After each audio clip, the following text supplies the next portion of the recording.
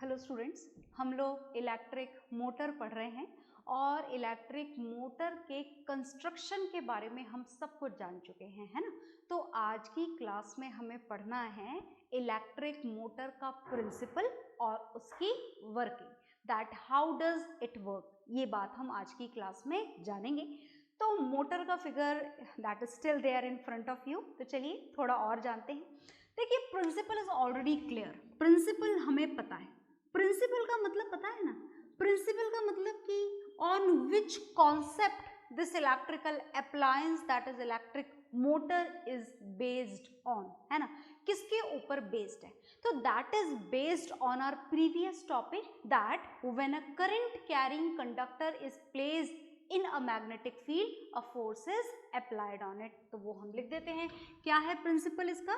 Principal ही पूछ लिया जाता है, देखो कभी कभी एग्जाम्स में। So the principle should be very clear, okay.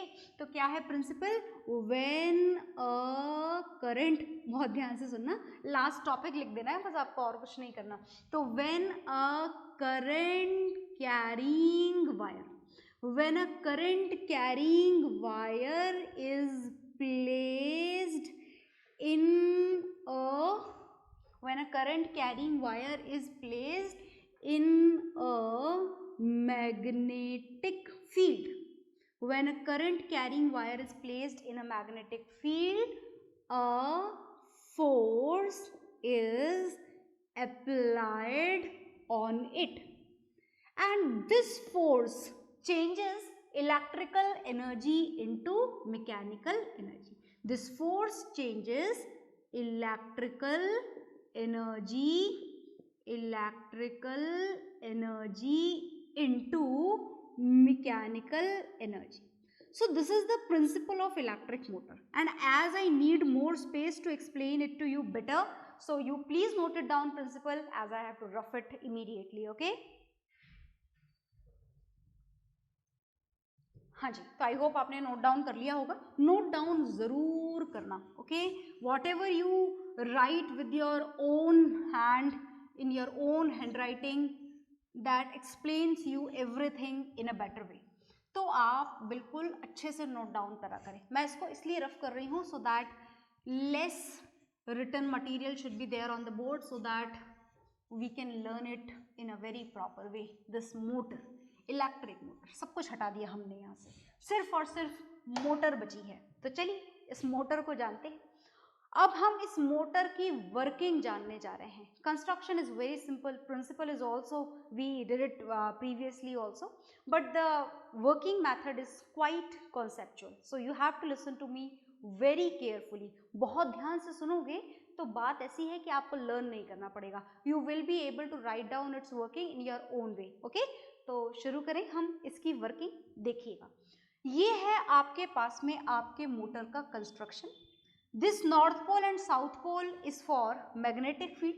देखो उसको थोड़ा बड़ा बना देते हैं, ये ऐसे बड़ा, इतना बड़ा बना देते हैं हम इसको कि हमारी जो आर्मेचर कॉइल है वो इसमें कवर अप हो जाए, so that for the whole armature coil the magnetic field should be uniform. Uniform, that means magnetic field should be same at each and every point. Whatever the magnetic field at this point, that should be same for this point, for this point, for this point, for each and everything, for each and every point, right?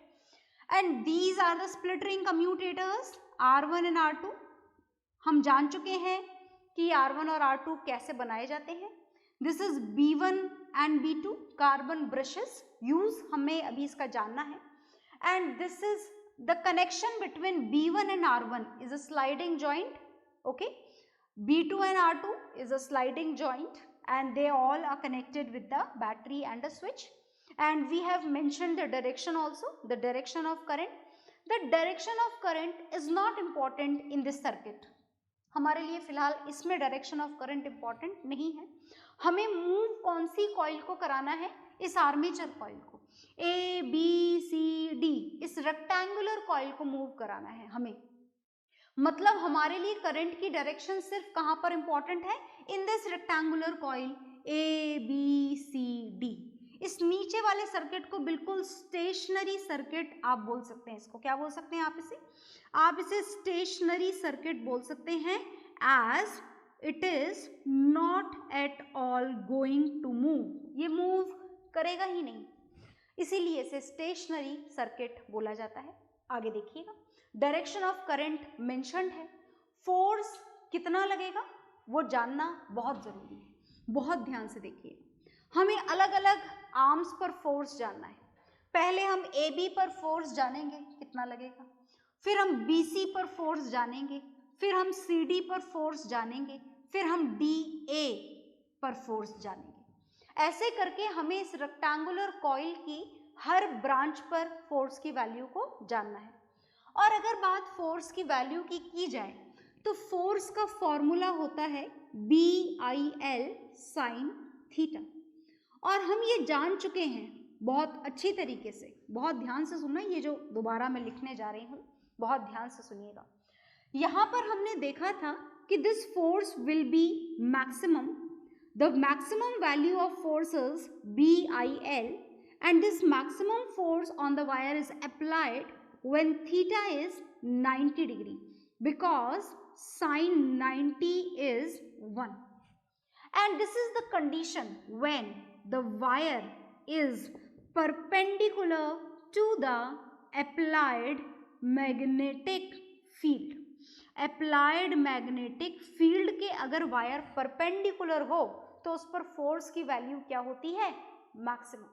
तो ढूंढे जरा perpendicular wire ढूंढे। देखिए magnetic field की value क्या है, ये from north pole to south pole. अब अगर आपको ये स्लैंट दिख रहा है तो आपको स्लैंट नहीं मानना है, ये स्लैंट तो देखो मैंने आपके लिए वायर प्रिपेयर कर रखा है। This is ABCD rectangular coil, it is kept like this horizontally straight position में प्रेजेंट है। ये यहाँ पर थोड़ा स्लैंट मैंने इसलिए बनाया है so that you can feel that this is not in the vertical position, this is in the horizontal position, only for this. Is it okay? This wire is not like this, ऐसे टेढ़ा नहीं है, टेढ़ा नहीं है, सीधा है, पर ऐसे है हॉरिजॉन्टल। आ गई बात समझ में? तो हमने यहाँ पर वायर AB देखा, तो वायर AB में करंट की डायरेक्शन ये रही और मैग्नेटिक फील्ड की ये रही, 90 डिग्री का एंगल है, मतलब वायर AB पर जो फोर्स लगेगा वो कैसा लगेगा, मैक्सिमम। कितना लगेगा, BIL। Is it okay? But this force will B minimum, ये फोर्स जीरो हो जाता है। कब जीरो हो जाता है ये फोर्स? ये दो केसेस में जीरो हो जाता है, व्हेन थीटा इज 0 डिग्री और थीटा इज 180 डिग्री। थीटा जानते तो हो ना, theta is the angle between the direction of current and the applied magnetic field. तो अगर इसकी वैल्यू 0 डिग्री हो या फिर 180 डिग्री हो तो साइन 0 डिग्री की वैल्यू भी कितनी होती है, 0, और साइन 180 की वैल्यू भी कितनी होती है, 0। That means in both of the cases the force will B minimum, that is 0। क्या यहाँ पर ऐसा कोई आपको AB, BC, CD या DA में से आपको ऐसी कोई ब्रांच दिख रही है जहां पर लगने वाला फोर्स 0 हो जाए? बिल्कुल दिख रही है, देखिएगा ध्यान से। इस BC पर कोई फोर्स नहीं लगने वाला क्योंकि ये करंट की डायरेक्शन है और मैग्नेटिक फील्ड की डायरेक्शन भी यही है, मतलब BC वायर के लिए थीटा की वैल्यू कितनी है, 0 degree, and if this theta is 0 degree the force will be 0। तो इस पर फोर्स कितना लगेगा, इस BC वाली ब्रांच पर फोर्स लगेगा 0, राइट। नेक्स्ट ब्रांच पर आ जाए, CD ब्रांच पर आ जाए। Again the angle between magnetic field and the direction of current is of 90 degree, that means on this branch also the force will be maximum, which is equal to BIL. Now again come to this direction, this particular branch of the armature coil DA। DA में इस वाली direction में जा रहा है electric current, इस वाली direction में। मैग्नेटिक फील्ड की डायरेक्शन ये रही, करंट की डायरेक्शन ये रही, दोनों अपोजिट डायरेक्शन में, मैग्नेटिक फील्ड इधर, करंट इधर, तो एंगल कितना हो गया, 180 डिग्री, और साइन 180 की वैल्यू भी कितनी होती है, 0। That means on the same wire DA no force will be applied, force will be 0। मतलब बात ऐसी हुई कि इस पूरी रेक्टेंगुलर कॉइल में ए बी सी डी में BC पर कोई फोर्स नहीं लग रहा और AD पर भी कोई फोर्स नहीं लग रहा। फोर्स सिर्फ किस पर लग रहा है? इस AB पर और इस CD पर। Is it okay? कितना लग रहा है? फोर्स लग रहा है BIL। कितना लग रहा है ये तो जान लिया, तो क्या आप डायरेक्शन भी जान लें कि AB पर कौन सी डायरेक्शन में फोर्स लग रहा है और CD पर कौन सी डायरेक्शन में फोर्स लग रहा है। उससे पहले whatever is there on the board you note it down very carefully, right?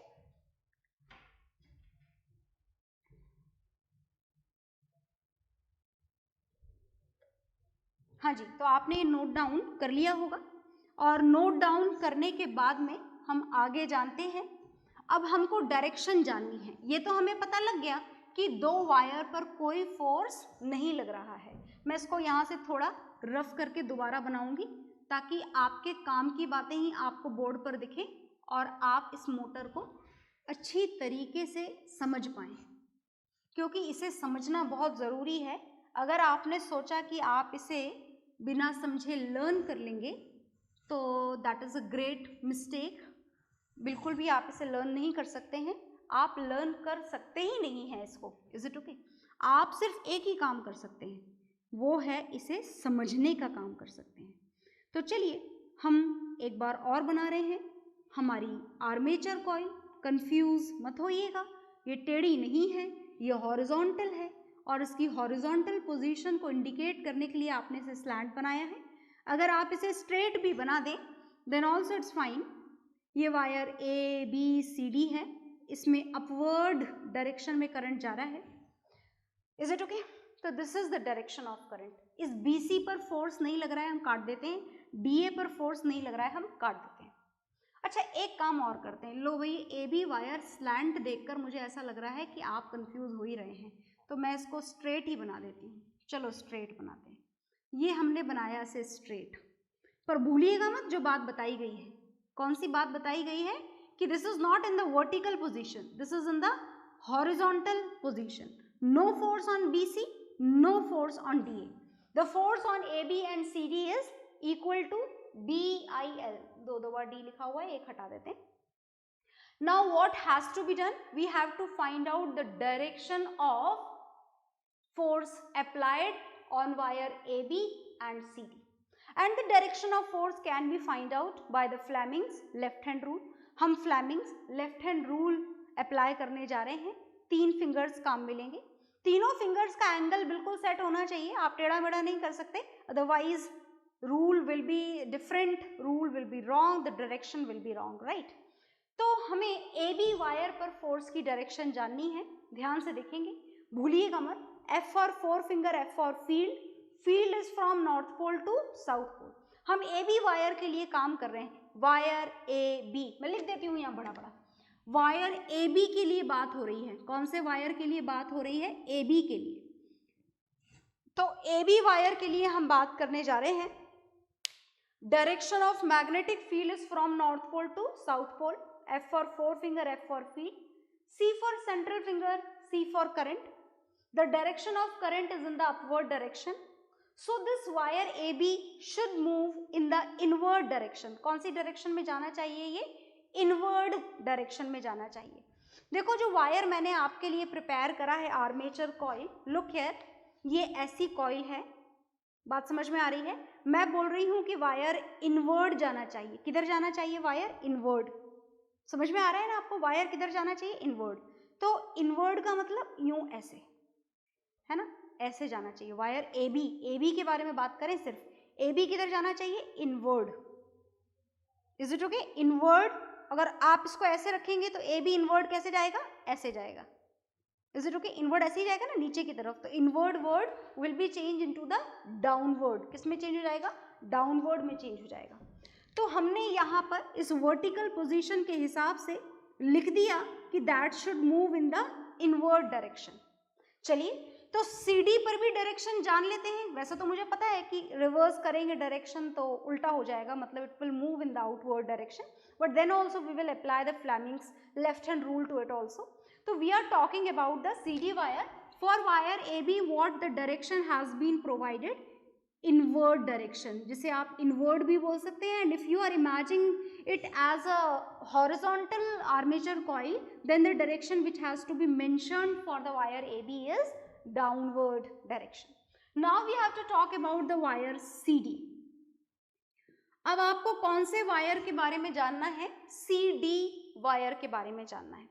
दोबारा से वही Fleming's left hand rule, F for 4 finger, F for field, from north pole to south pole, C for central finger, C for current in the downward direction from C to D, and this wire will move outward. किधर की तरफ move करेगा ये? Outward. और अगर आप इसे horizontal coil imagine करें तो आप उसको क्या बोलेंगे? अपवर्ड. तो आउटवर्ड या फिर अपवर्ड आप इसे बोल सकते हैं. तो अब आप देख रहे हैं बात ऐसी है कि ये रही आपकी ABCD armature coil. AB inward जा रहा है ना, और ये आउटवर्ड जा रहा है.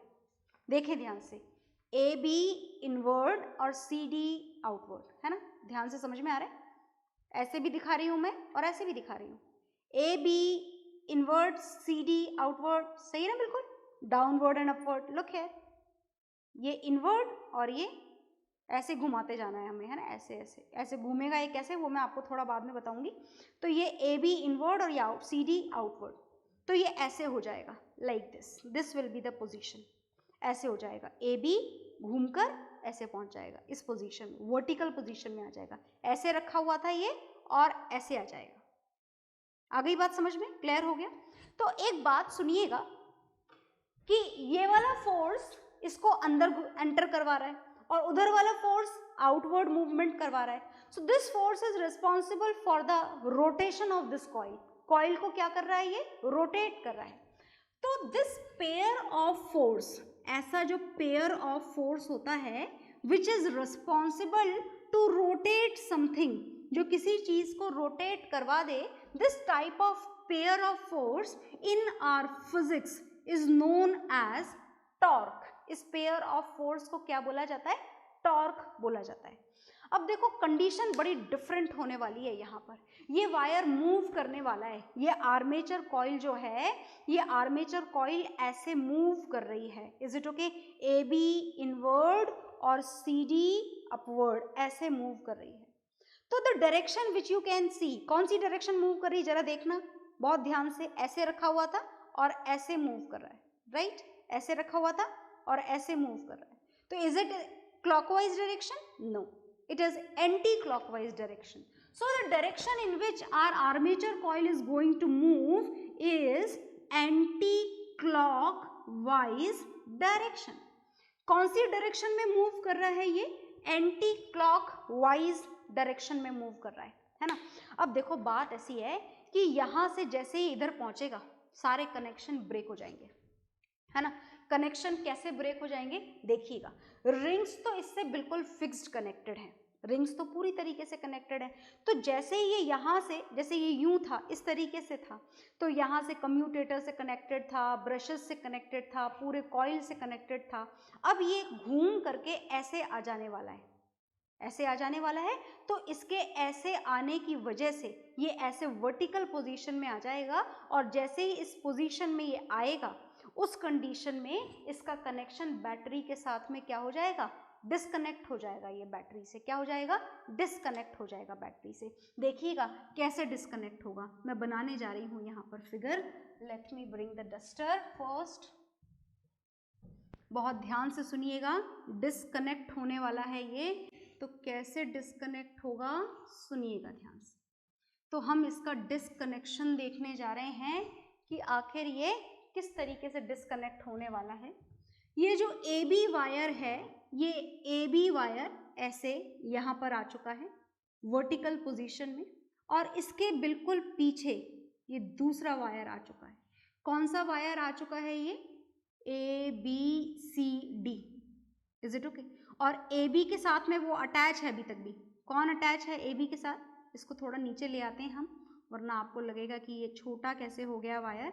ये B1 अपनी जगह पर है, B2 अपनी जगह पर है, और ये रिंग है स्प्लिट रिंग कम्यूटेटर.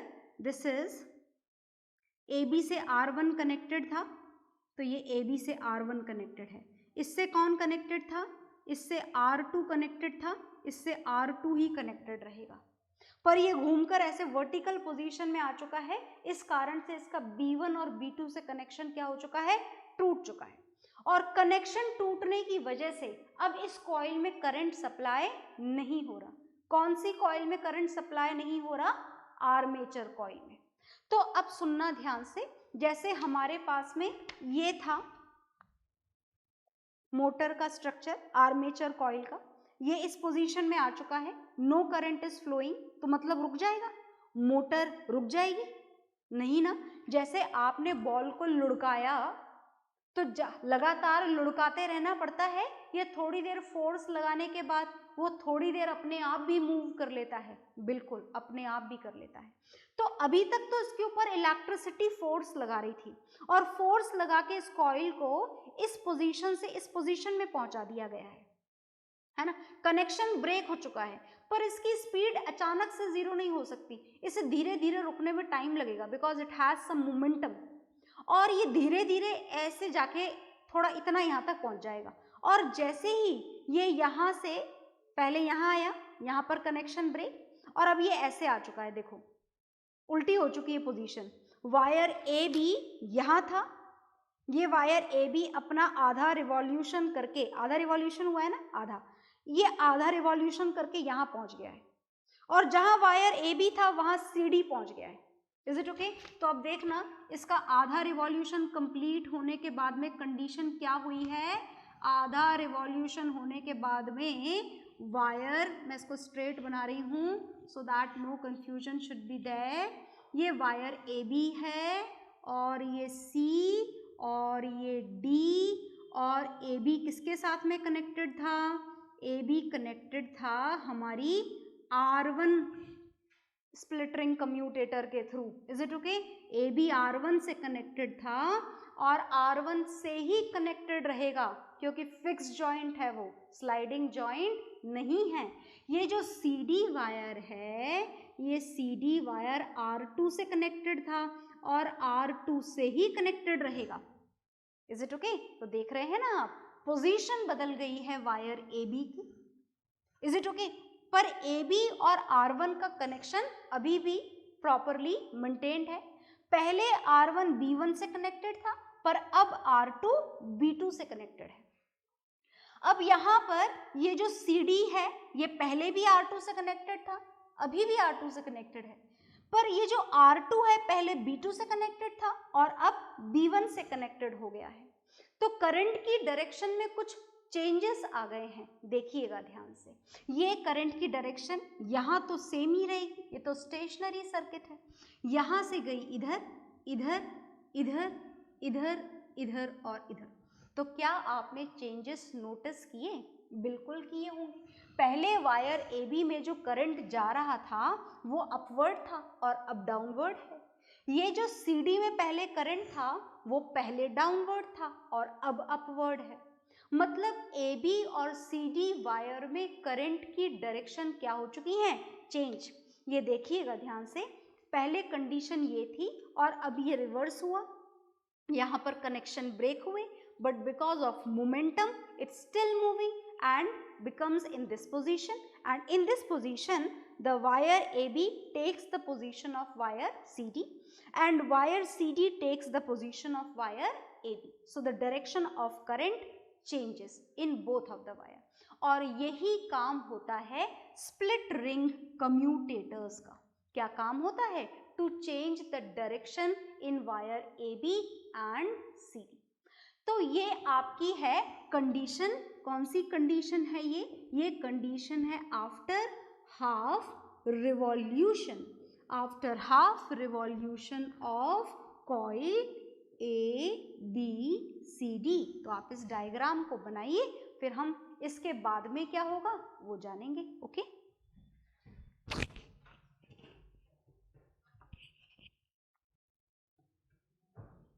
हाँ जी। तो ये आपने मोटर का सेकेंड फेज देखा, जहां पर कॉइल हाफ रिवॉल्यूशन कंप्लीट कर चुकी है और AB और CD आर्म के अंदर करंट की डायरेक्शन चेंज भी हो चुकी है ना। तो चलिए अब आगे जानते हैं कि आगे क्या होगा। Look here very carefully. अब देखिए CD वायर में अपवर्ड डायरेक्शन में करंट फ्लो हो रहा है, फोर्स कितना लगेगा, मैक्सिमम BIL।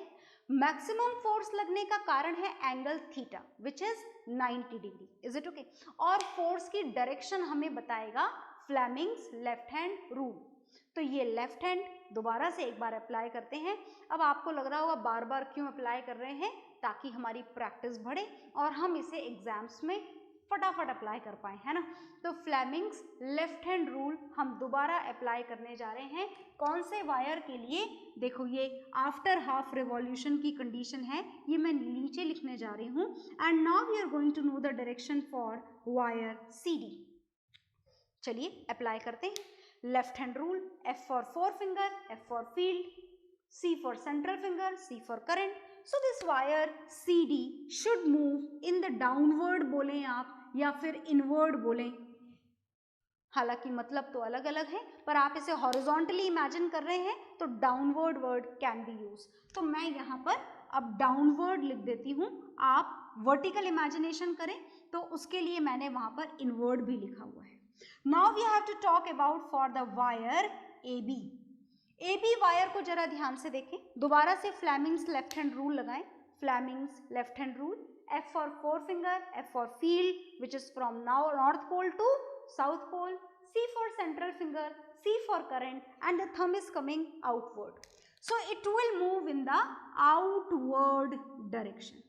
तो देखें ध्यान से, जो वायर AB है उस पर आउटवर्ड बोलें या हॉरिजॉन्टल के हिसाब से अपवर्ड बोलें, ये हॉरिजॉन्टल और वर्टिकल पोजीशन का डिफरेंसेस है। तो ऊपर देखें, पहले वायर AB पर इनवर्ड फोर्स लग रहा था, अब वायर AB पर अपवर्ड लग रहा है। पहले CD पर आउटवर्ड था, अपवर्ड था, अब डाउनवर्ड है। तो चलो हम हमारे पेपर आर्मेचर को ले आते हैं वापस से। This is the original position, initial position in which it is moving with the AB downward and CD upward। ऐसे मूव करा था ये एंटी क्लॉकवाइज डायरेक्शन में। यहाँ आकर कनेक्शन ब्रेक हुआ था, मोमेंटम के थ्रू यहाँ तक पहुंच गया था। This is the condition of after half a revolution. Now on this CD wire inward force is applied, so it is still moving in the inward direction, and like this it comes in this direction, still it is moving in the anti clockwise direction, है ना। अभी भी कौन सी direction में move कर रहा है, ये anti clockwise direction is still maintained. तो ये ऐसे एंटी क्लॉकवाइज डायरेक्शन में घूमता ही चला जाएगा। यहाँ पर आकर फोर्स कटेगा, पर मोमेंटम के कारण ये इस पोजीशन में दोबारा आ जाएगा।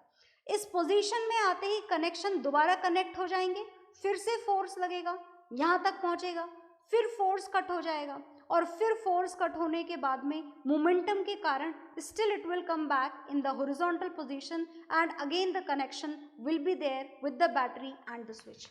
सो in this way electric motor keeps moving in the anti-clockwise direction if battery is connected like this, and if we reverse the direction of battery it will start moving in the clockwise direction. So this is the function, this is the working of electric motor। इस तरीके से आपके electric motor की working, इसका principal, इसका construction complete हो गया है। मैं इसको यहाँ से रफ करने जा रही हूँ। आई होप आप ये सब नोट डाउन कर चुके हैं।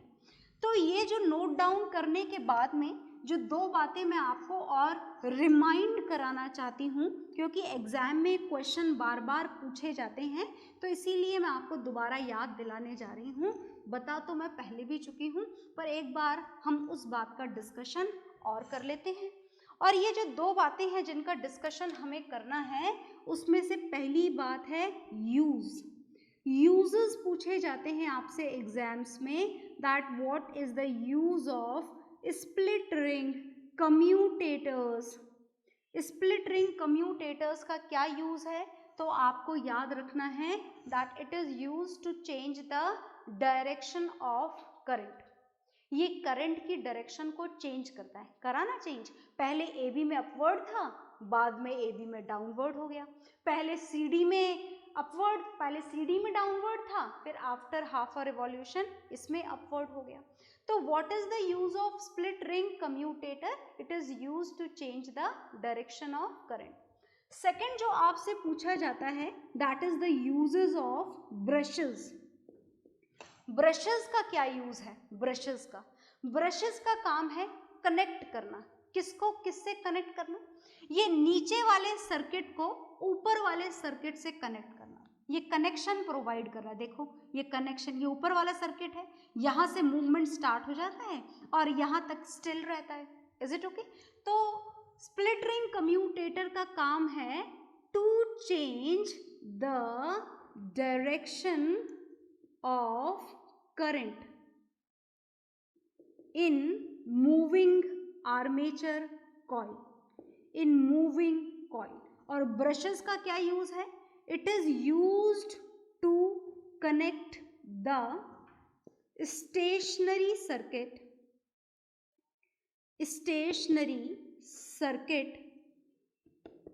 to the moving armature coil, to the moving armature coil। ये moving armature coil से क्या कर देता है? Connect, and therefore it transfers the electric current। ये इलेक्ट्रिक करंट को ट्रांसफर करता है कहाँ पर?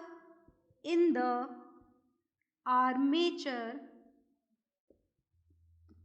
coil। So these are the uses of split ring commutators and brushes. Note it down.